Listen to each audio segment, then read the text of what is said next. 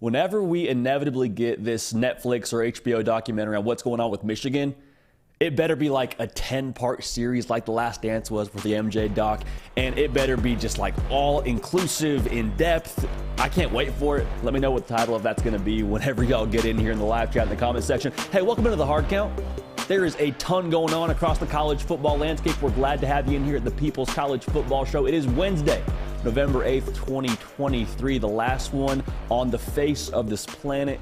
Got to make it the greatest one in history. We appreciate y'all being dialed in. Some college football playoff rankings released last night, and no changes, so we'll kind of unpack where they stand right now. But I think the key thing we got to look at right here after the second rankings is what have we learned?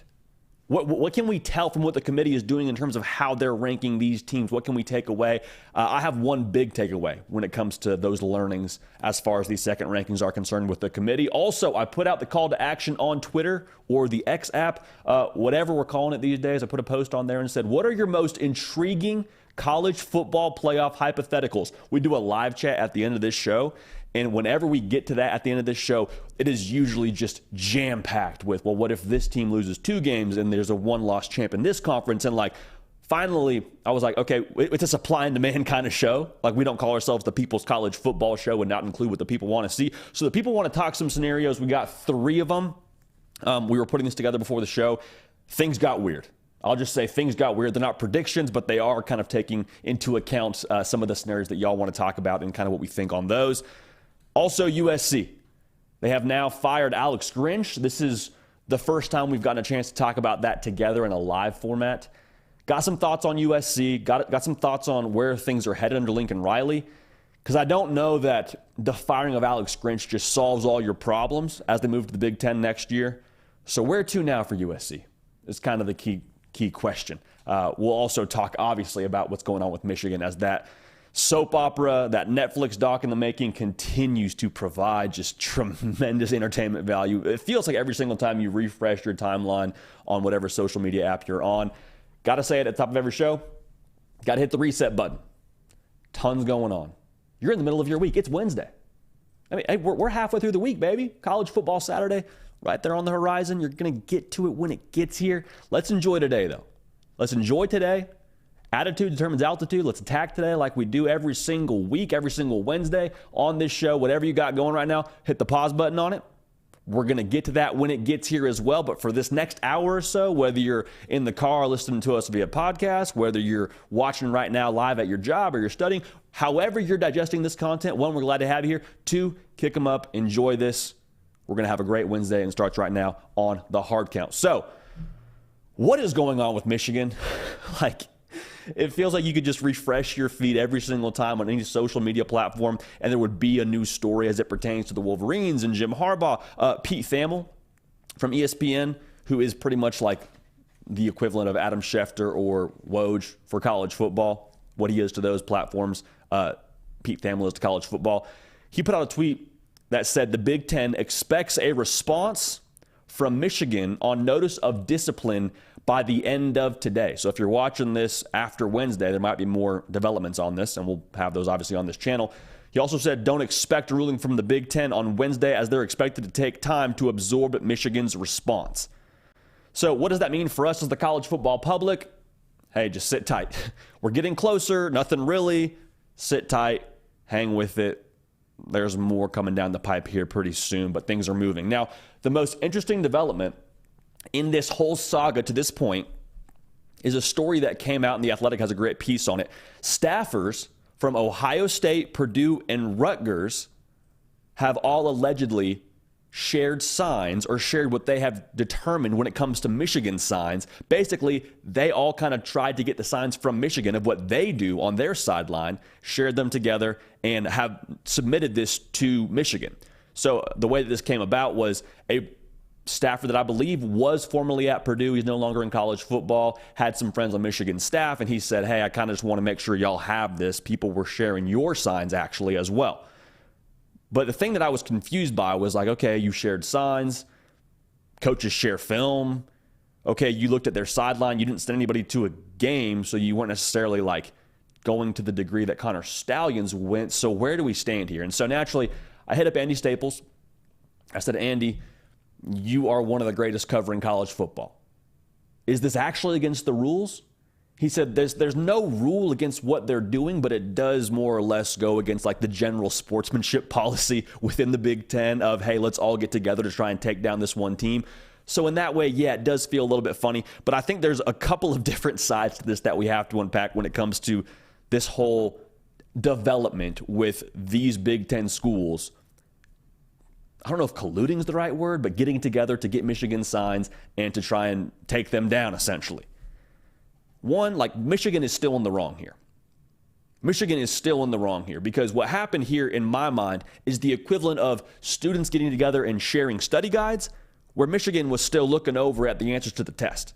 Okay, so at the end of the day, Michigan, when it comes to the way these rules are written, they still broke the rules. Now, what these schools did, and I don't think it was just these schools when it comes to the extent of schools breaking rules in the college football landscape, we'll talk about that here in just a second, doesn't necessarily feel that great if you're a Michigan fan today, because it feels like, hey, what we did, they did the exact same thing. They just did it in a different manner. Yes, true. Dan Wetzel has a great article on this actually as well that's on, I believe it's Yahoo. Go check that out as well. Phenomenal insight. He compares it to like a white-collar crime to a blue-collar crime. He's like, hey, Connor Stallions, he pulled up with a ski mask and said, give me the signs. I'm taking these however I can take them. Whereas the other schools, they were sign stealing in game, got together after the fact, and then talked about it later and kind of found a way to put these together to try and take down Michigan. The bottom line is it didn't work either way if you were trying to take signs from Michigan, because they still won the Big Ten last season and throttled Purdue in the Big Ten title game. But like at the end of the day here, what we're trying to talk about is when it comes to advanced scouting, they both did it. But again, I think the advanced scouting that these schools did was, again, quote unquote, within the rules. Whereas what Michigan did, what Connor Stallions did, that's against the rules. Again, this is all assuming that what we have in front of us is considered to be proven. All right? So that's the first thought. Michigan, you broke the rules. The other schools, they did a similar thing. They did it inside the lines, technically. Was it like poor sportsmanship to a degree? Yeah, probably. But it wasn't breaking the rules. Michigan, you broke the rules. You still cheated. It's not necessarily apples to apples here. The other side of this is, what was the key thing people talked about when they were just going to town against Michigan? Hey, this was an unfair advantage. Michigan is just ruining the perfectly level playing field that we have in the college football landscape. Well, the Purdue staffer, who again is no longer a Purdue staffer, submitted this to Michigan, and Michigan has now submitted this, I understand, to the Big Ten, and they're saying basically the advantage that people are saying Michigan had by having these signs, other schools had the equivalent of that.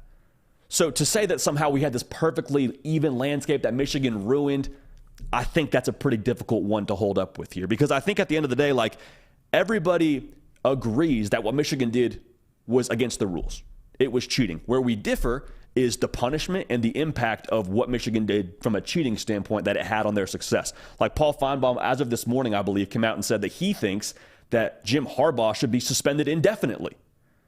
No disrespect to Paul Feinbaum. I think he's one of the greatest to ever do it, one of the greatest in this space for sure. But are we really thinking we want to suspend Jim Harbaugh because of this whole situation when we have other coaches in the same space that have the same kind of advantage that he has?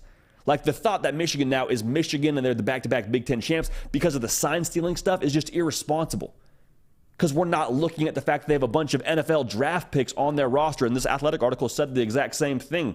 I believe it was an anonymous source that said the messed up part about this, I'm paraphrasing, is that Michigan didn't need to cheat. They're good enough to probably win the Big Ten without that. They're better than Ohio State. They're better than Penn State. Their words, not mine. We'll see what happens this season, but that was the case the last couple of years. So now a lot of people, in response to the way that we've kind of approached this whole Michigan situation, they say, well, JD, you're excusing cheating? You're okay with cheating? No one is excusing cheating. No, I'm telling you Michigan should be punished. I'm saying the right answer with how we handle this and how we assess this is, as it usually is, somewhere in the middle. You got two extreme camps, and we talked about it yesterday in our Q&A. One camp, probably the folks in Ann Arbor, saying, well, you got to prove it. We didn't do anything wrong. We're not going down for any of this. Okay, that's one extreme. The other extreme is probably closer to what I think Paul Feinbaum is saying, and saying, well, Jim Harbaugh should be suspended. Michigan should be, and to be clear, Paul Feinbaum did not say this latter portion. There are some people calling for the Big Ten to bar Michigan from playing in the Big Ten title game. They're saying that the college football playoff should keep Michigan out of the playoff. That's another extreme standpoint. So what I would say is, again, the right answer typically is somewhere in the middle. Somewhere in the middle of those two extremes. Should Michigan be punished for breaking the rules? Absolutely. You break rules, there should be consequences. Did Michigan have some sort of advantage by sign stealing illegally? If that's true, 100%. You don't cheat unless it helps you, right? But to assume that Michigan is Michigan because of what they did, and to assume that this landscape was just perfectly even before this whole situation became a reality, I think we're kidding ourselves. Because the other thing I would say here is, are we expected to believe that the information submitted here is where it ends? Like this staffer that submitted this, submitted information that wasn't directly against the rules, but it walked directly up to the line of breaking rules. And so we're supposed to believe, hey, they walked right up to the line, or other schools across the college football world walking right up to that line, but they won't cross it. And this is kind of that cop-out answer of, well, if everybody's cheating, is anybody cheating? And that's not what I'm saying, but I am saying to assume that the level playing field was perfectly level before all of this, and to assume that this is where it ends, I have an issue with that. And I think that's not totally the proper context to view this whole situation through. So here's my hypothetical to you. If you want to suspend Jim Harbaugh, let's talk about it. If I were Tony Petitti, commissioner of the Big Ten, I would say this. All right, we'll suspend Jim Harbaugh, or we'll put it to a vote to suspend Jim Harbaugh across the league on one condition. If you vote to suspend Jim Harbaugh, then we have to have total, complete access of your entire operation as a football program. And if we find one thing, whether it's a walk-on getting improper benefits that scholarship players are getting, which I don't know how that works with NIL now, whether it's you went over that hour-a-week rule, whether it's you were using the football during winter conditioning, whatever, if we find one thing, your vote does not count. Are you prepared to take that deal? I think you would have a lot of people across the college football world kind of turn their heads, kind of keep a low profile and say, you know what, never mind. I think that's the response you would get if you were to put it to a vote. So complete hypothetical, but that's where we feel on this whole situation. We're not excusing Michigan. Cheating is wrong. Michigan is wrong for cheating. Is it the reason why Michigan won 2 Big Ten titles the last 2 years? I think we're kidding ourselves if that's the case, if that's how we feel about it. So that's kind of our 2 cents on the matter. I understand there's a lot of people that feel differently about it, and we appreciate y'all letting us know, because that's what makes this whole thing great, is the back and forth, the forum, the conversation, the communal part of this. So thank you so much for being dialed in and for making this what it is. Hey, we got some college football playoff rankings last night.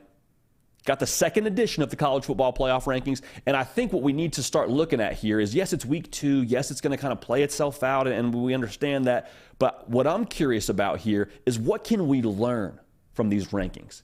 Because it's kind of a mind game, right? Of you're trying to assess, like, okay, what is the committee really valuing here? Is it strength of schedule? Is it record? Is it resume? Is it eye test? All this. I want to kind of unpack this little by little here, and we'll start with just where the top 6 stand right now. You had Ohio State at 1. I don't know how you drop them after the way that they played against Rutgers. Yeah, slow start, but their resume is still the best in the country. We'll talk more about that later. Georgia, based on resume, probably fair to have them at 2. Their real run here is going to happen in the next couple of weeks with top 10 Ole Miss, with Tennessee. They had a win last week against the top 15 Missouri team. Like, Georgia is in career fair mode right now. They're putting that resume together.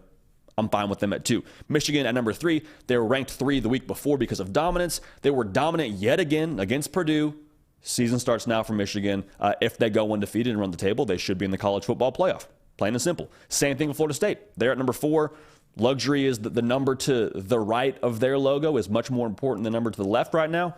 Ranking is fine. If you're 5 next week, don't worry. If you're 3 next week, who cares? You went out, you go undefeated, handle business. Same thing for Washington. The whole Ohio State-Michigan thing is going to handle itself. You would imagine if you handle business, you'll be in there. Same thing with Oregon. They control their own destiny. The Big 12 threw them a bone by having a conference champ now that will not be undefeated. So you avoid that 4 undefeated conference champion scenario, because the other undefeated is Washington, and you're going to play them likely, again, if you both take care of business and end up in the Pac-12 title. So kind of win in your in scenario. So that's kind of what happened. That's the way this whole format looks right now. No changes. And there was so much, I always think it's funny, man. There's so much kickback whenever these rankings drop. So much, well, we should be ranked ahead of them. Are you kidding me? And there's all this outrage. And I think the outrage is real, and I don't have any issue with the emotion. I mean, we have the same kind of emotion on this show. Emotion is what makes college football, for goodness sakes. It's why we love it. But all this rankings talk is a little bit funny because look at this top 6. 1 through 6 control their own destiny for the college football playoff. And even past that, like 7 and 8, Texas and Bama, if you win out, you feel pretty good about your chances to get in. So I understand there's so much frustration about like, well, are they really watching the games? Are they really like us watching college football? The answer is probably not, to be honest with you. Like they probably aren't waking up for college game day or big noon and then dialing in for the rest of the day and staying up for Pac-12 After Dark. They're probably not like us in that sense. But I do also think that the rankings eventually kind of play themselves out. So when it comes to like how they're putting these together, here's what I can deduce so far. 1, resume is kind of the end-all be-all. The differentiator for them is why Ohio State is at 1. Right under that is the eye test. That's why Georgia's at 2, Michigan's at 3. That's why Oregon is as high as they are with where they're at right now. But I think to put a finer point on what we said about resumes, the key learning for me to this point through these rankings is the College Football Playoff Committee is freezing wins. Now, what does that mean, freezing wins? It means whenever you beat a team, whatever they were ranked at that point in time, the committee values that ranking.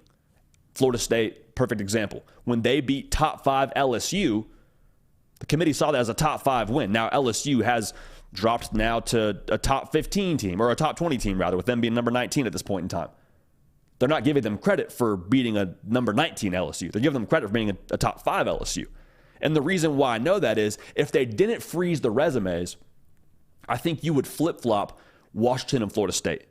Because the frozen resumes at this point in time, for Florida State, again, if you're freezing the team's ranking when they beat them, top 5 win over Florida State, ranked win over Duke when they were number 16. For Washington, top 10 win over Oregon, nice win, a ranked win on the road at number 20 USC. So that's fine. Based on the way that thing is set up right now, if you're freezing resumes, yeah, Florida State has a better resume than Washington. I think the eye test is probably back and forth with the way they've looked at this point in the year. But if you go ahead and unfreeze those resumes and you say, okay, well, we're going to keep a running tally of where LSU is and what the teams that Washington played are doing and what Oregon, how that win looks, then I think you flip-flop them because the resume for Florida State then would be a win over a number 19 LSU and no other ranked wins. Now, we understand there's more context to this conversation when it comes to what the ACC is doing and all that. For Washington, they have a win over number 6 Oregon if you unfreeze their resume and no other ranked wins. And to be real, I think the Pac-12 is a little bit of a better conference to this point in the year than what the ACC is bringing to the table by nature of where we're standing right now with 2 Pac-12 teams in that top 6. So, I don't have a problem with them freezing the wins, to be honest with you. If I were running the show, if I were Boo Corrigan, who's featured in that lower third, if y'all wondering who that is in that picture, those y'all watching live on YouTube, I'm for freezing wins. And the reason why that is I think psyche is so crucial in college football, and it sounds funny to say that, but we forget now, these are 18 to 22-year-olds. The mental and emotional state of where these players are at from a week-to-week basis matters a whole lot, and that is directly correlated in my mind to where they're ranked. Now, different teams handle it different ways, but I think the best case study on this could be Colorado. Colorado is a totally different team from when they were 3-0 to when they just lost to Oregon State. And I don't mean from a roster perspective. I don't mean from a health perspective. I'm saying psyche is so crucial week to week in college football. You would much rather play Colorado today than when they were ranked in that 3-0 conversation and they were rolling and we're talking about, well, how good is Colorado really going to be? Not because the roster's different, not because they have more or less talent, but because when your psyche is at a point where you are considered to be a ranked team or you're a top 5 LSU, you perceive yourself a certain way. Like what people are saying about you, you try and block out the noise as best you can, and the best teams in the country, they have the same psyche every single week. But I think Colorado is a much more difficult opponent when they were 3-0 than they are right now. And so I'm not saying that we should just totally, excuse a team that starts the year ranked and finishes unranked and how we assess that win. But I do think freezing wins probably makes the most sense because momentum is crucial in college football. Another example of this, you would much rather play Oklahoma right now after 2 losses than that week where they played Texas. Like Oklahoma, they showed up that week against Texas. I don't know if anybody's beaten Oklahoma that day. Hyperbolic, sure. They were playing their best football that day. They're not playing their best football right now. A lot of it has to do with psyche and losing and winning and how you're perceived from a ranking standpoint. So all in all to say is I think that LSU was a tougher team in week 2 than they are right now. That's how I feel. Now, you could probably debate me on that, and we go back and forth and have a good time talking about it, but I think LSU being a top 5 team with aspirations to play for the college football playoff and win the SEC, and now having just lost to Alabama and being a top 20 team, I'm not saying LSU won't still fight like heck. I think Brian Kelly will have that operation ready to go. But going back to this conversation around freezing and unfreezing resumes, I'm not for the whole thought that, well, Florida State, they beat a top 5 LSU team, but actually LSU's not really that good. LSU was plenty good when they played against them, I promise you. I promise you, that team was ready to roll on that day, and Florida State just got the better of them. Same thing with Colorado. The way that they approached those first couple of games, they were a better operation then from a psychological standpoint than they are right now. And I think you can look at the way that they've gone out the rest of the season for both those teams. And I think we're going to see different teams respond different ways. But again, the way you practice, the way you perceive yourself, the way you talk about yourself, what you have to play for, you get a better challenge when the psyche is in a positive standpoint than when it's in a negative standpoint. So when it comes to the whole freezing wins conversation, that's why I'm for it. It's not a thing where week to week you get the exact same team. It's not like you just plug and play week to week of the same attributes. It's not 99 overall every single week. It varies week to week based on your psyche and based on health and all that. But I do think that freezing wins ultimately is the right call. So do we have things that we object to with the college football playoff rankings? Sure. Would I value eye test more? Yes, absolutely. We have our own college football playoff rankings we do on this very show on Sunday. We have Georgia as the number 1 team because of the eye test. I think they would beat Ohio State tomorrow if they played them. That's how I feel. But I understand with this committee, you're trying to keep it as black and white as possible, and the eye test is factored in to some degree. So as a whole, what we learned from the college football playoff rankings, resume is first, eye test probably second. But when it comes to resume, they're freezing your wins. Very, very important now as we go on through the rest of the schedule because you got a lot of teams now with a backloaded schedule, Georgia being one of them, Washington being one of them. We'll see how this thing shakes out. It's going to be a lot of fun. But again, those top 6, man, those top 6 all control their own destiny. So whether you're 6 or whether you're 1, if you're upset with where you're ranked, I would say go 1-0, check back next week, and keep that thing going all the way till Selection Sunday. Hey, appreciate everybody tuned in live right now. We got a good crowd on this Wednesday. We're so glad to have you here. If you could go ahead and hit a little thumbs up under the video. We respect tradition around here. It's a college football show, so of course tradition is pretty high on our list of things that we care about. Tradition on this show is over 100 likes before we get off the air. It's been the tradition since we've started the season. If you could keep that streak alive, we'd appreciate it tremendously. If everyone who liked the video, or everyone who's tuned in right now could like the video, we'd be well over 100, and we would have ourselves a good little time as we finish out the rest of this show. Finish out's even the wrong way to say it. We're at halftime right now, y'all. We got a lot to unpack here. Going to talk about USC in just a minute. I want to go and talk about some of your college football playoff hypotheticals. Because at the end of every live show, what we do is we go to the live chat. One of the many benefits of being dialed in live on the YouTube. Tuesday, Wednesday, Thursday, 11 a.m. Eastern. Make sure you're subscribed. Quick plug there. But when we get to the live chat, without fail, 75% or more of those things y'all want to talk about in the live chat is playoff scenarios. What if this team wins and this team loses? What if we get a conference champ that's one loss from this conference, undefeated from this conference? How does it shake out? Where does it all fall on Selection Sunday? Well, to me, I was like, I'm seeing some demand here. So with us being the show that's supposed to supply, let's give the people what they want. So I went to X or Twitter, whatever we're calling it these days, whatever Elon decided to call it, and asked y'all, what is your most intriguing college football playoff scenario? Got a lot of great responses from y'all. So I want to go ahead and unpack 3 of these. Was unpacking these this morning before the show. It got weird. I'm just going to say it got weird. Full disclaimer, none of these are predictions. None of these are projections. This is purely us unpacking what y'all want to talk about when it comes to what this college football playoff field could look like on Selection Sunday. So, hypothetical number 1 is the SEC doomsday scenario. And we talked a little bit about this on a show a couple weeks ago, but this scenario has the Big Ten undefeated, so Michigan or Ohio State, Florida State undefeated, Washington undefeated. So those 3 conference champs, the ACC, Big Ten, Pac-12, they're locked in. Las Vegas, Nevada. Now the scenario gets a little bit more juicy here with Texas as a one-loss Big 12 champ, and then you get Alabama over Georgia in Atlanta as a one-loss SEC conference champ. Now, is this an SEC doomsday scenario? I think there is a couple of ways this whole thing could shake out. And the big piece of all this, the whole domino that this whole thing hinges on for the SEC doomsday scenario is Georgia.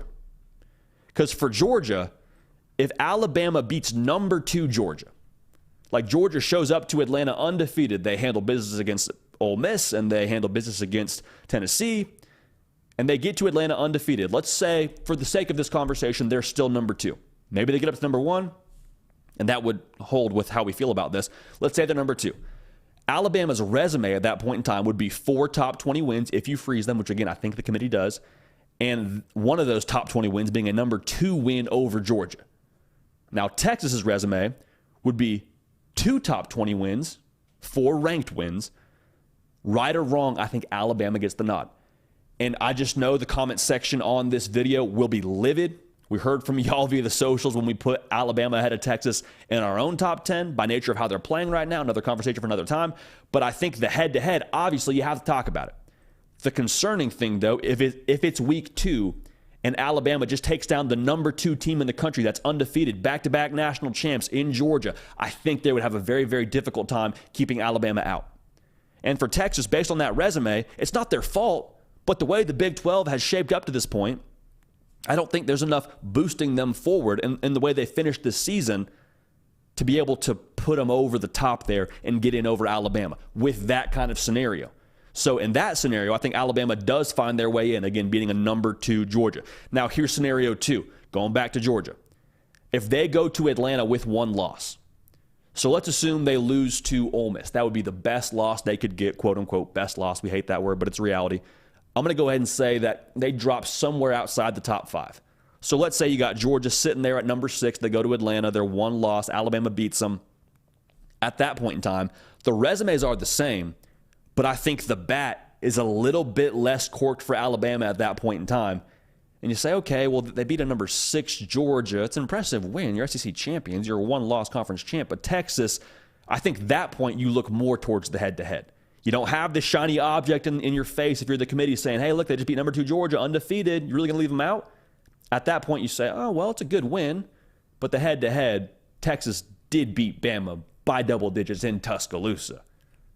Especially if Quinn Ewers is back and they end up being definitive in how they win that Big 12 conference and they do it with some style points. I think in that situation, then the SEC gets left out, then Texas is in, and it would be a wild time in the college football world. So I'm excited to hear what y'all think about that. I'm sure we'll get some pushback. Looking forward to it. Again, that is the best part about this whole show is the interaction, the communication, and hearing y'all's thoughts. But that's how we think that scenario would shake out. Now, our guy Luke hit us up, and he's got another hypothetical for us. Florida State and Michigan are the only 2 undefeated teams in the entire country. So Michigan runs the table, undefeated Big Ten champ. Florida State runs the table, undefeated ACC champ. They're both in. So what happens to these other 2 spots? Well, I think the Pac-12, funny as it is, we talk about it a lot, throwing a party before they sell the house. I think they're an auto bid. If it's Oregon as a 1-loss conference champ, and again, this is a big assumption now, Oregon is a 1-loss conference champ. If they get in, or if they run the table and beat Washington, they're in. Washington, if they run the table, they're in. Washington, potentially, if that scenario were to shake out and they beat Oregon in the conference title game, they would have 5 ranked wins.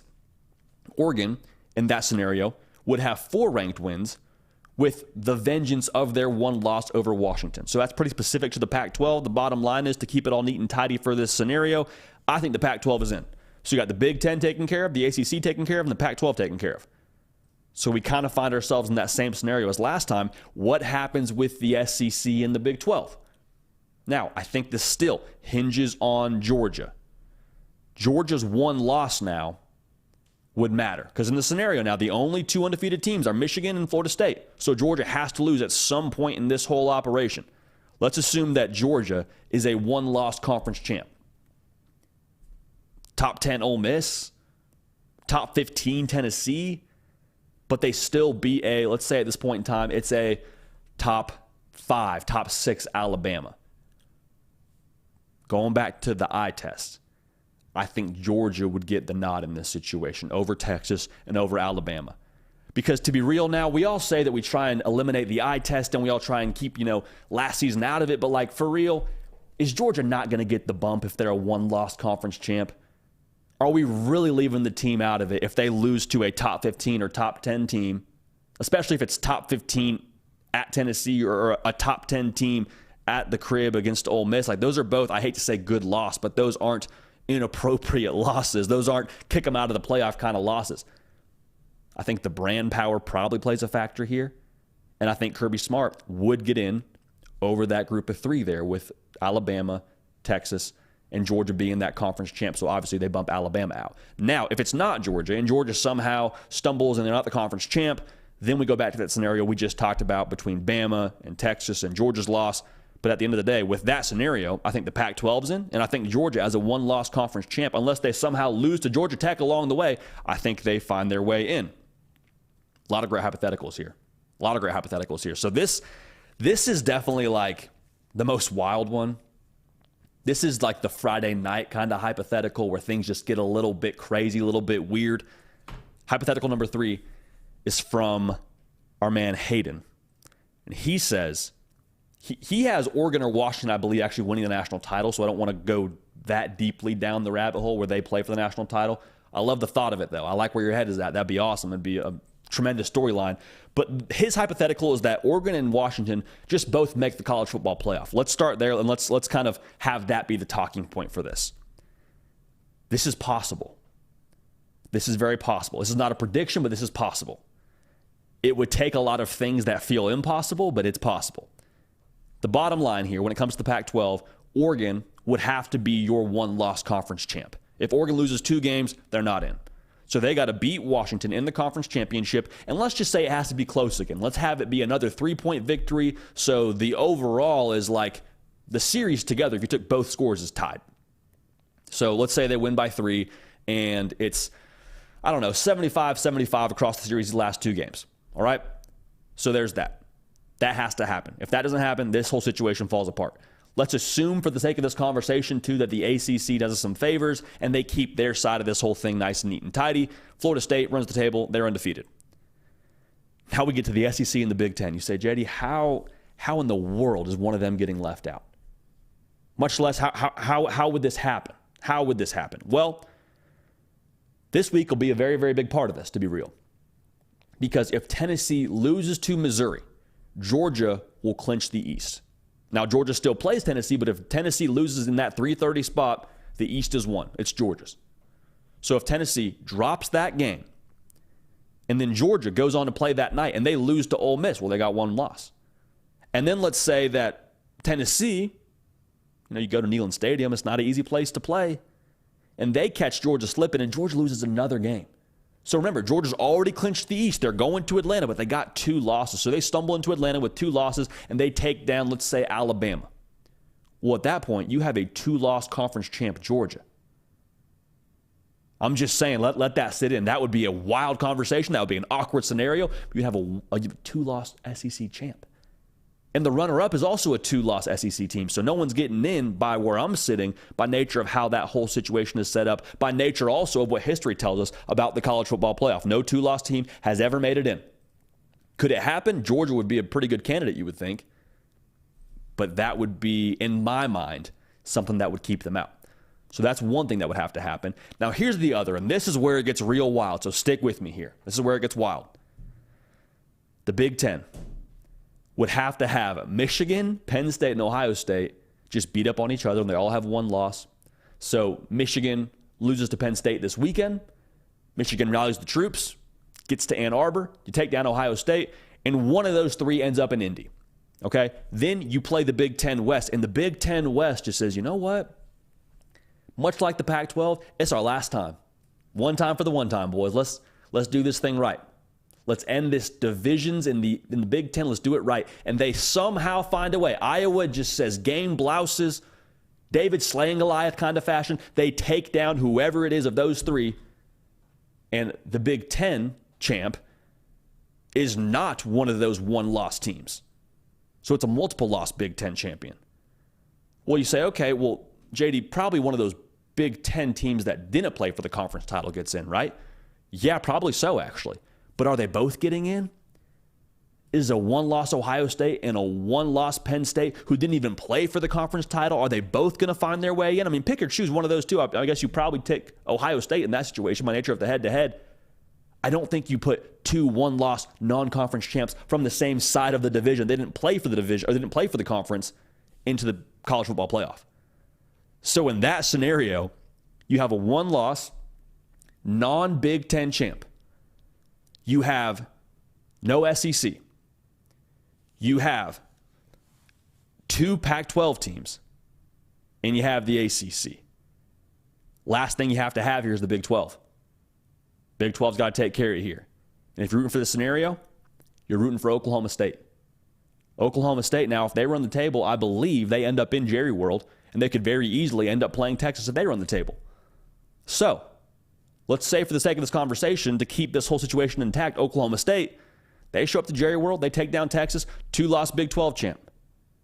I think two losses is kind of that kiss of death. I think you're out.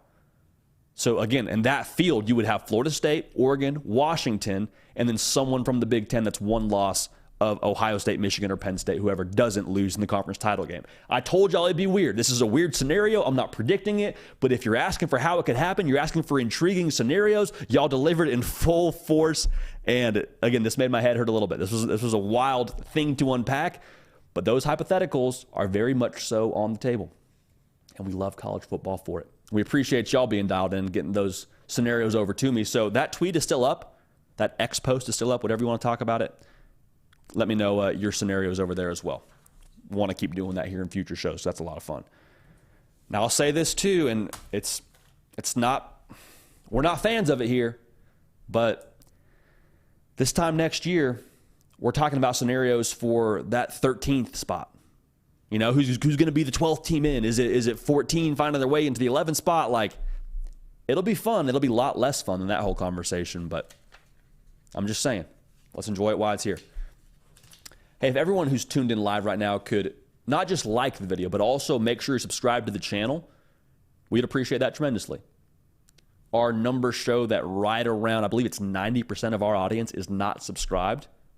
Subscribe button on the channel. We would very much appreciate that. So right now, while you're watching the video, hit the subscribe button on the channel and make sure you're dialed in so you don't miss a minute of what we got going on right here on the On3 YouTube channel on this wonderful thing that is the Big Picture Wednesday. Now, speaking of the big picture is shifting a little bit for USC in a number of ways. Fired Alex Grinch after they got 50-piece by Washington, and they're moving to the Big Ten next year, so the tectonic plates of the college football landscape are shifting. Caleb Williams, you would have to imagine, is going to go be the number one pick in the NFL draft. So where do things stand right now for USC? The better question is, where to now for USC? Where do they go from here? Because from where I'm standing, you fired Alex Grinch, you went down with the ship, but my concern is the price it took to fire Alex Grinch. Like, it took Caleb Williams missing the college football playoff and never getting a chance to go there as arguably one of the best players in college football history, one of the best players for sure in USC history, missing out on another Heisman, for us to make this kind of pivot. That's what it took. And defense has always been the problem for USC, or not for USC, but for Lincoln Riley, rather. Like, this isn't a new thing. The check engine light, the flat tire alert has been on for a while now. Last year, they allowed 29 points a game. Year before, at Oklahoma, allowed 26 points a game. The defense had kind of been that squeaky wheel saying, hey, this is the weak spot. This is the problem over here. We're going to take care of this? No. We're allowing 35 a game. Finally, with Caleb Williams not making the college football playoff again, we say, okay, you know what? Maybe it's time for us to replace that tire. Maybe it's time for us to reassess that. And, you know, the thought there for me is like, was Alex Grinch really the problem? And I understand now Alex Grinch is responsible for the defense. The defense was allowing 35 points a game. But if Alex Grinch was the problem and the defense was the problem, well, who's responsible for Alex Grinch? I think you point to Lincoln Riley. And you could kind of do that whole chart, or the org chart rather, for where it always ends up falling on the head coach. Hey, you missed a field goal. Well, who's in charge of the field goal kicker? Special teams coach reports to the head coach. So I understand that it all goes back to the head coach. I don't want to just totally put the overarching blanket on that, but I do think that there's something to be said here for show me your results and I'll show you your priorities. Because the results for the last however many years have been negative on the defensive side of the football for Lincoln Riley coach teams. And so as we move now into the Big Ten, if priorities don't change, results won't change. And the timing of this now concerns me more than anything. Because your offense was always the priority. Your offense has always been great. Defense has struggled. But it had always been covered up by tremendous offenses. And I think the game is changing now a little bit more to where we're going more to this physical approach. And that sounds funny to say out loud, but when I say physical approach, I mean double tight ends, more pro style. Like teams are winning national titles now with that kind of approach. Michigan going to compete for a national title. Georgia, back-to-back national champs. They run a whole lot of 12 personnel. What I'm saying is the style that you play now, it's becoming more and more important to have it on the defensive side of the ball, to match up there because game control is becoming more important. It's not so much so the trend of let's go 5 wide, air it out, throw the ball around the yard, go high tempo. You still see that. You still win with that, I think. But the teams that are winning national titles right now are playing on the line of scrimmage. And as USC trends into the Big Ten, it is a line of scrimmage league. Look at the schedule next year, man. It's going to be ridiculous. You're at Michigan, you got Penn State, you play Notre Dame. They're not even in the conference, but you play them. Like those are 3 line of scrimmage football teams. And if they don't have it on the defensive side of the ball, if they don't make it a priority here, quick, fast, and in a hurry, bad things are going to happen for USC. They won't be just a 3-loss team. They'll be a 4-loss team, if not more than that, because the price of admission in the Big Ten, the price of admission in college football is becoming solid play on the defensive side of the ball. And I don't mean to make this just a dunk on Lincoln Riley kind of session, but I do think there has to be a very real philosophy change when it comes to what he does as a head coach. And far be it for me to tell Lincoln Riley what he's supposed to do coaching his football team. He makes a lot more money than me to make these kind of decisions. But I do think that there's something to be said now for show me priorities. Those are going to mirror your results. And you hear things about how much they do or don't hit in practice. And I'm not behind closed doors there, so I don't know without a shadow of a doubt what they do or don't do behind closed doors. But you hear things like that, and then it matches up with what you see on the field of how much they're lacking in terms of being able to tackle well and being in space and things like that. Like it doesn't look like a unit that feels super comfortable playing at the pace at which some of these teams are playing at from a physicality standpoint. So here's the good news in my mind. The good news is this is all very fixable. All very fixable, but it's going to take a major adaptation from Lincoln Riley. One, to just completely surrender that side of the football. I don't know how much he has or hasn't surrendered it right now, but I think you hand over the keys to that defense and hand over to what your defensive coordinator needs to be successful, whether it's structuring practice or days where you're hitting or whatever it ends up being, needs to be a philosophy shift to say, hey, we understand we have to be better on this side of the ball. Whatever I've done the last couple of years here, regardless of who was my DC, it wasn't working. So we pivoted from the DC. Now we need to pivot from a philosophy standpoint. Other side of this, the transfer portal exists. You can go get better personnel. And they've done a great job of that, I think. I think they had better personnel even this season. Didn't see the results. So I think you need to keep reloading the depth at that side of the ball. I'll just leave you with this. I think head coaches and CEOs are the same in that all the good ones do 2 things. 1, they adapt, which we already talked about. 2, they delegate. Lincoln Riley is one of the best head coaches in college football because of what he does on the offensive side of the ball.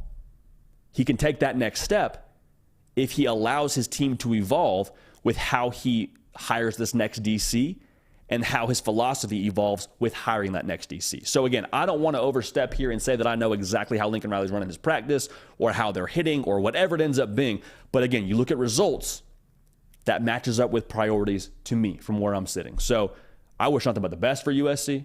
I hope Lincoln Riley brings home national titles for USC. And I hope that as a whole, like he can evolve on that side of the ball because we're seeing some really great offensive football not be matched with what they have on the defensive side of the ball. So where it's now for USC has to be evolving. Has to be evolving. Looking forward to seeing it. Appreciate everybody dialed in. Well over 100 likes. Crushing it. Crushing it as always. I want to get to an ad read here with our good folks at Roback. While we're doing that, make sure you get in the chat and give us your questions. We're about to go to those right now. Best part of the whole show. We appreciate y'all for that. This will be a quick 60 seconds or so we'll get after it, and we will revisit that here in just a minute. All right. So You guys know I love Roback. Roback is bringing you the hard count today. If you watch any of our stories we do on my Instagram page on Fridays when we're doing the Q&A, consistently wearing a Roback hoodie or a Roback performance crew neck or a Roback performance t-shirt. Bottom line, I wear them all the time for a reason because they have the best polos, best athletic wear on the market. If you need a polo to last you the entire day on a crispy game day, or you need a crew neck to last you the entire day on a crispy game day, or a quarter zip, they got you covered. Roback's the answer. Moisture wicking technology, 4-way stretch to make it easy to move in while keeping you feeling fresh. Roback also proudly been leading the new NIL charge, having signed partnerships with college stars Cade Klubnik, Kyle McCord, Nick Singleton, Jalen Milroe, Ajik Estime. They've also teamed up with the legendary Coach O. Great content there. I want to make sure that y'all check out the socials there because Coach O has been bringing the heat. Speaking of heat, they have great joggers, and those are must-haves for crispy season. All right. So use code JD on Roback.com for a generous 20% off for all new customers. That's spelled RHOBACK.com. That's 20% off all performance polos, shorts, and more with code JD. Just in time now as we finish out college football season strong. Lock arms. Make sure you check them out at Roback.com. Appreciate Roback, man. Making it happen. Making it happen for the people. So, without further ado, we talked a lot about the season for Nick Brake and what he had going on. It's off-season Nick Brake. It's banana boat Nick Brake joining the show right now. Nick, how we feeling, man? Long season. I'm sure you're sore. I'm sure you're battle tested at this point in time. Like you've gone through the fire and the flames. How are we feeling, man? Yeah, my kickball season's done. I'm feeling good. Let's get to some questions, JD. We got a lot of them today. I don't want to waste any time. Joe Boo. It's his first ever super chat, so thank you very much. First one ever on a live stream, according to YouTube.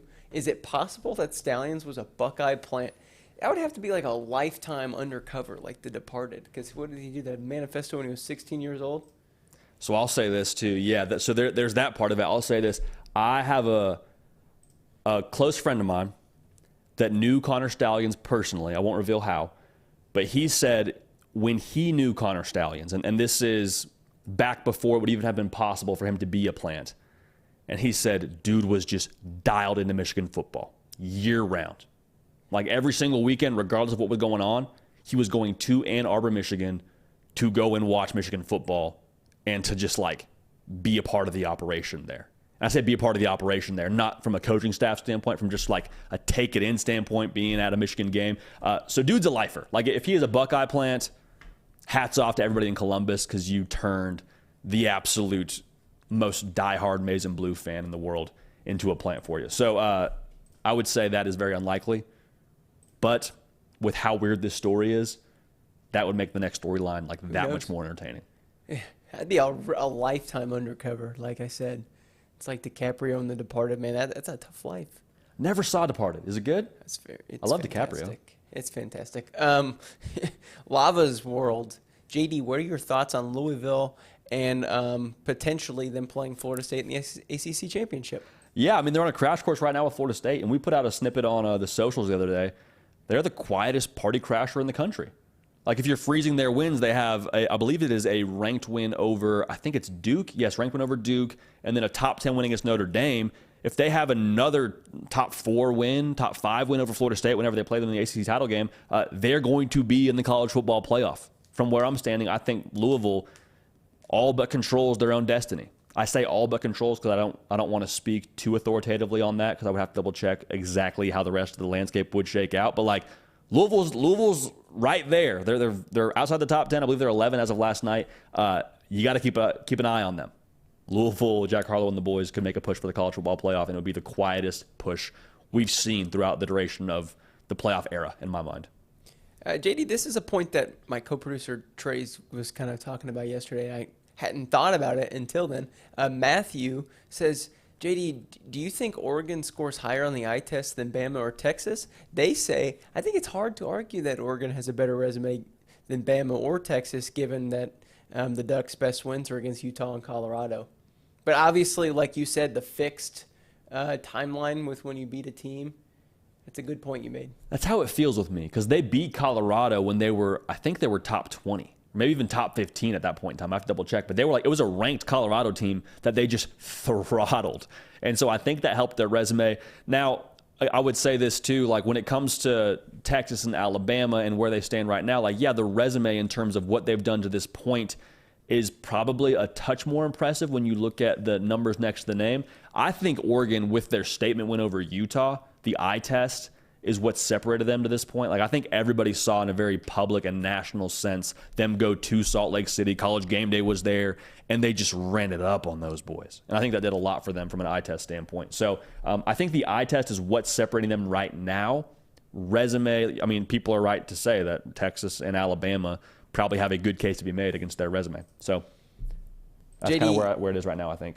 This next question isn't asking, like, what would have to happen for this, but it is just kind of a fun question from OG Gary. Says, say chaos ensues in college football. Who are the 4 teams playing for the national championship? You can't use the current 6 teams. So if all of those 6 teams somehow lose games, who are the 4 teams playing for the national championship? Ooh, I like that a lot. Me too. OG Gary always has a good question. OG Gary bringing it. So that means no Ohio State, no Michigan, no Georgia. Oregon, Washington. No Oregon. Florida no State. Washington. No Florida State. Okay, so in this scenario, if we got to pick outside the top 6, I think you probably take Texas, probably take Bama. So that's 7 and 8. I have a hard time seeing a Big Ten team getting left out. So Penn State, I believe they came in at 10 yesterday. So I think Penn State finds their way in. And hey, how about this? We just talked about them a second ago. Louisville. How about the Cards, man? Yeah. How about the Bravo squad? Dialing it up a little bit. I mean, that would be something if you got a playoff where you had Penn State, Louisville, Texas, Alabama, all 4 outside the top 6. That'd be awesome. It'd be really cool. That'd be awesome. There would be such insane uniform combinations for Louisville, Oregon, if that could ever happen. But in this case, I'd love to watch that. Texas, Penn State, Alabama. That's a good college football playoffs. It's obviously not going to happen. It'd be fun, though. It would be it'd be surprising to say the least, but stranger things have happened, I suppose. Yeah, I don't know why I thought about that, but it'd be kind of cool to watch Oregon and Louisville play both with their black chrome helmets. Yeah. You know? 2 just like big dogs when it comes to the apparel game. Oh, yeah. Adidas and Nike Adidas. skids. One's got, Right. Yeah, Louisville's got the Adidas. I don't know what it is. They're like, man, the red and black, we're just going to run with it. It's clean, too. It's very clean. I took an unofficial visit when I was a grad transfer to right, Louisville. Yeah. And they just, I mean, I'm a grad transfer walk-on, so they're not rolling out the red carpet. But I'm walking around the equipment room, and they're just telling me about, like, their apparel deal. Yeah. I was like, this is sick. It's pretty like, great. as a walk-on, I get this gear for free. Yeah, I'm all about it, you know? But Hey, that's great. I mean, coming from a school, look, until I was a freshman in college, the school I graduated from, Western Kentucky, used Russell Athletic brand. So having that Louisville Adidas stuff would have been so cool at my school, but that wasn't. I kind of like that. Yeah. That's hardcore. Well, Russell Athletic was made in Bowling Green, Kentucky, which is where WKU is. Okay, so that makes sense. I didn't know that. because it's a Fruit of the Loom company, and that's where it comes from. Oh. Anyway, I Fruit get of down the that Loom. rabbit hole with the logo or the brands and stuff. But Swag Time says, JD, do you think LSU's defensive problems stem from personnel or from the defensive coordinator?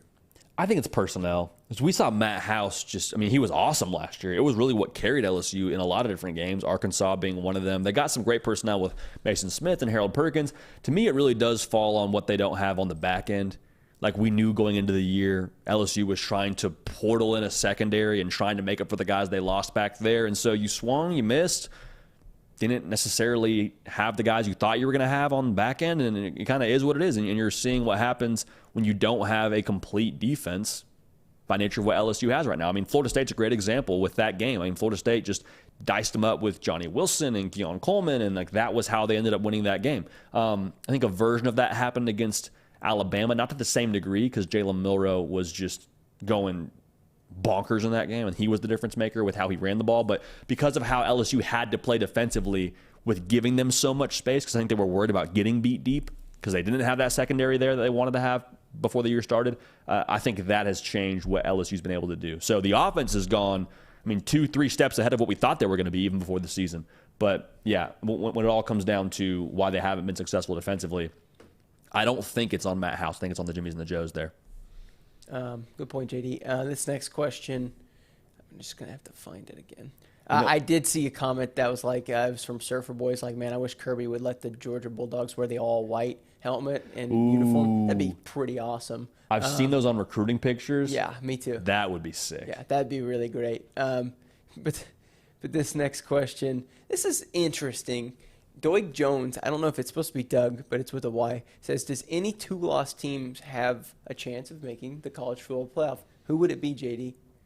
Someone, and they might not have 2 losses now, but sure, yeah, that's a fair point. Who would it have to be? Man, a 2-loss team making the college football playoff. Who could it be? The answer is I don't think there's any team that makes the college football playoff with 2 losses, if we're just going to keep it a buck right now. If we're going to talk about teams that could have 2 losses, I guess you would – so it would just take chaos across the board. I don't think you would see the Big Ten get left out regardless. Someone threw a scenario at us on my Twitter page about Tennessee. If they find a way to win out the rest of the way and end up winning the SEC with 2 losses, can they find a backdoor in? That would be the one that I would probably be sold on the most. So someone in the Big Ten making their way in, or Tennessee having a way to make it in with 2 losses. But I'm just grasping at straws here, Nick. To be honest, I'd be very surprised if we had a 2-loss conference champion make their way in. Next year. Next year, that's true. And also, if it happens, think about the chaos that would happen across the sport. Oh, yeah. Like there would be so much that would have to happen for us to get 2-loss teams. Yeah, there's not enough time left in the season for that to be possible either with how good point. All these teams are shaping out. This next question from Andrew Messer. JD, what's your reaction to Dabo Swinney saying buy stock into Clemson? Big win this weekend. I love it. I mean, I think if that's your head coach, you're like, awesome. Heck yeah, buy stock in us. I love the confidence. I love where he's coming from. People have been talking down on them all season with how they haven't adapted. My concern remains the same. Like, yes, you beat Notre Dame. Awesome win. The question to me isn't so much, can they go to the portal? My question is deeper than the portal, because to have 4 losses with as well as Clemson has recruited on paper, why are we missing on the number that we're missing at to have 4 losses? And some of that's maybe a scheme thing. Like, I think it's deeper than just, hey, use the portal to be better. I think it's a philosophy thing. So, again, outside looking in, throwing stones from way, way away, sitting behind a microphone. But I'm hesitant to buy stock is what I would say, by nature of how they've trended the last couple of years. JD, we've got a question from a former Roman emperor. Okay. Marcus Aurelius says, JD, I think the fact that Michigan has only played its starters in 1 game for the 4th quarter means a lot. Michigan is very, very healthy. Knock on wood, Michigan fans, I'd have to say. Can any other teams in college football say the same right now? I want to unpack what he said about the starters, because I think that's important. So there's 2 parts of this. 1, you're glad you're healthy. That's the point, right? Like, get to November, be healthy, be fresh, be able to go on a run when you have to go on a run. That's where Michigan's at right now. Box checked. My question, though, and this is the same question we had during our game breakdown when it comes to the Penn State game, are you able to kick it into overdrive and be able to show up for a 4th quarter when you haven't really played in that many 4th quarters during the season? Like, I'll say this, like, to only play the first half of a football game or the first 3 quarters of a football game and watch the 4th quarter, the moment where you're asked to do that in the 4th quarter against a better roster, there's a little bit of like a, whoa, hey, let's wake up and get going here. Are they able to just flip on the switch, play 4th quarter football, no problem, we're good to go, experience is the difference maker? Or is it a little bit of like, all right, calibration period a little bit, we haven't played many 4th quarters, where are we at as a team? I'm curious to see that. I trust Jim Harbaugh to be able to get them ready to play at the level they need to play at, but it's difficult to simulate that, Nick. It's difficult to simulate not playing for the duration of any 4th quarters for the most part, and then have to play against a top 10 team in Penn State at their place in the 4th quarter for the first time all season. I think there's a difference there. But yeah, can any other teams say the same? None that come to mind. No, none can. I don't think so, JD. Yeah, that's pretty incredible. Even Georgia was in a dogfight this past weekend, no pun intended, with them in Missouri. Missouri. They're also beat up too. You lose Brock Bowers. Yep. And they're Michigan. Hopefully, for their sake, stay healthy. Hopefully, no jinxes here. A couple more questions. Oh, sorry, hit my mic. Dr. Dan asked JD, what if Oklahoma State beats Texas? Could Oklahoma State jump high into the rankings? Would they crack the top 10 if that happens? I think so. I mean, if they end up winning the Big 12, I think they're definitely a top 10 team. And I think they also find themselves in a New Year's Six Bowl, obviously, by nature of winning the Big 12 and having that auto bid. So the Oklahoma State pokes are fun to watch right now with Coach Gundy, because before this season we had questions about who's playing quarterback, where's that whole psyche at with that team after the way they ended last season, and true to Mike Gundy kind of form, everyone sold him down the river. Everyone wrote him off. They did not write back, and they're going to have a chance now to make a run here and potentially play for a Big 12 title. So I think if they do beat Texas, and Texas will probably be at that point, I mean, you would imagine at least number 7, if not higher, when it gets to that conference championship weekend and they end up winning out, that would definitely put them in the top 10. Okay. Love it. JD, 2 quick questions Let's to do end it. the show. How's Let's that? do it. So we're pretty good on time today. I love it. Briley, always in here. Welcome, Briley. Do you think a G5 team will ever make the championship game under the 12-team playoff, given the way the transfer portal will always affect G5 roster retention? I actually think Group of 5 schools, JD at the top, might get better with the 12-team playoff system. Interesting. I want to hear why, because I was going to go the other way, but I want to hear your thoughts on this, Nick, before I give my 2 cents. Well, I just think there's a little bit more optimism going there. You're like, would you want to go somewhere that can logistically win? Obviously, people aren't going to go to a school thinking it's national title or bust, but right now, I don't think there are any G5 teams that start the season and their goal is a playoff. Now that changes. So I think with that goal, higher expectations of being able to make it, you're going to get better players. Now, are they going to get 5 stars? No, JD, but I think you'll see more retention, though, at least. Yeah, and I think to kind of echo that sentiment, I think if there's the perfect storm, like a Cincinnati, where they had a bunch of guys that they were able to get onto that team that developed into NFL draft picks, like a Sauce Gardner and a Desmond Ridder, and, not to knock Desmond Ridder, what he hasn't done in the pros, they made the college football playoff and played Alabama. So, there was definitely a chance for that team to play for a national title. Now, the thing that I'm worried about here, Nick, is with the transfer portal, if I have one good season, and let's just pick a random Group of 5 school, let's just use, or I guess Cincinnati is not a Group of 5 school anymore, so let's go ahead and say Tulane, the best Group of 5 school right now in the country. If I have a great year at Tulane, and some other school comes knocking, and they offer me an NIL bag, I think the majority of those cats will have a hard time turning that down. Now, not all of them. Michael Pratt is a perfect case study, the quarterback for Tulane. A lot of people wanted him to jump in the portal, and we're hoping he jump in the portal for their team. He didn't do it. But I'm curious about the roster retention for those teams, because I think that's going to be key of having depth and developing good depth to be able to compete for a national title. Then also you throw into the mix that you have to probably run the table. Not probably. You have to go through the course of a 12-team playoff to get there. So perfect storm could absolutely happen. Never say never. College football is the greatest sport of variance, and that's why we love it. But I think it actually is going to get tougher with the portal and with that expanded playoff. Mm-hmm. Hey, we'll see. We'll see, yeah. It could be we could see like a Gonzaga, someone like that who's just always a usual suspect from a Group of 5 school in the college basketball world, in the mid-majors with Gonzaga, who just recruited at a high level, keep players around, I think it will take, yeah. I think you're right. I think there is going back to this perfect storm, they'll have to have someone like a Mark Few who's going to stick his flag in the ground and say, I'm not leaving. We're going to build this place into it sounds funny to say, a blue blood Group of 5 team. We're staying. Yeah. And then they need to have the resources to back them with NIL and say, okay, if you like us having this football team, boosters at Tulane, if you like us competing at the level we're competing at, you better empty those pockets to keep my man Johnny 4-star here, or the guy who Auburn's trying to, get on their team, or Alabama's trying to get on their team. And I'm not pointing the finger for tampering. I'm just saying if it's a SEC school that says, hey, come and play for us, and they have better NIL, I wonder how that conversation will go. So not pointing the finger. I'm just saying there's definitely a formula there. I think you're on the money. Yeah, maybe just like a team who's always there every year. It's the same team, out of that whole Group of 5. I don't know. We'll see. Remember Boise State when they were awesome? Yeah, I think that's how it's going to be. Like if Chris Peterson could stay there, how does that whole thing play out if we have an expanded playoff and Boise State has some alums that just say, hey, keep Austin Pettis at Boise State, keep Kellen Moore at Boise State, That's true.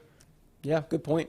Hey, all I know is those midweek games, those games are going to be interesting because, those teams are going to be fighting for that 12th spot. Little Maction action. Yeah, Maction, Conference USA. What's the Sun Belt? All those midweek games are going to be a little more interesting. Little Fun Belt? Yeah, a little Fun Belt. Your boys down there in Bowling Green? Yeah. WKU? Yeah, COSA. We stink. JD, last question. This is from Landon Fountain. Got the Bengals profile picture in the bio. JD, do you think Jaden Daniels will bounce back this season after his injury against Alabama? You think he's done? You know, I think I would hope he'll play again. I think Brian Kelly said yesterday it would be 48 hours before they knew. So at the time of us being live right now, I don't have any information on the latest with Jaden Daniels. I would expect for that news to break here maybe later today, before the end of the week at least, with his availability. If it is a concussion, those things are just so week to week from someone who's had their fair share of concussions. Like, some might last a couple days, some might last a couple of weeks. Now, I'm not saying Jaden Daniels is done for the season, but I am saying those things are just there's so much variance there with concussions. So as a college football fan, I tweeted this out as soon as he left the game. Regardless of who you root for, you hope Jaden Daniels is okay, because he's one of the best players in the sport, probably the Heisman Trophy frontrunner even after they lost to Alabama. So I hope he's able to bounce back and keep what he was doing intact, because dude is an absolute monster and just good for college football. So I hope not. I hope he's not done for the year. I would be surprised if he were, just based on I guess the average timeline, if you will. But we'll see what it is. Mm-hmm. We'll see what it ends up being. Yep. Okay, that's it. Good stuff, Nick. Well, hey man, I appreciate you, brother. Absolutely. I'll see you tomorrow. Final thoughts, final predictions Thursday tomorrow. Mm-hmm. Sound good? Where are the upsets? We'll be checking the forecast. We'll find out, man. Yeah, we'll find out. Pull out the forecast app. Yep. Appreciate you, Nick. Mm-hmm. Nick Brake, heavy lifter extraordinaire, keeper of the queue. We appreciate y'all being dialed in. Appreciate y'all being a part of this. Appreciate y'all as you have so many things going with school, work, internship, whatever you got on your plate. I understand it's probably taking a fair amount of that brain space. This is what we tried to have as an escape for all of us, to just talk ball, talk about your team, talk about playoff scenarios, talk about the weekly matchups. Like, college football is something that we want to celebrate. There's a lot of people out there that want to make it this big agenda and have all these like sort of negative vibes, if you will, around the sport and the way it's trending. And like, of course we have opinions and things that we disagree with when it comes to the direction of the sport and different things going on in the sport. But as a whole, like, college football Saturdays are something we should celebrate and enjoy together. Not just like in our own little silo, but like together. We should enjoy that. And hopefully this is a place for y'all to come here and do that. Hey, we love y'all. We appreciate y'all. We're going to keep this party rolling. We are back on the air tomorrow, 11 a.m. Eastern. Don't miss it. We will see y'all next time.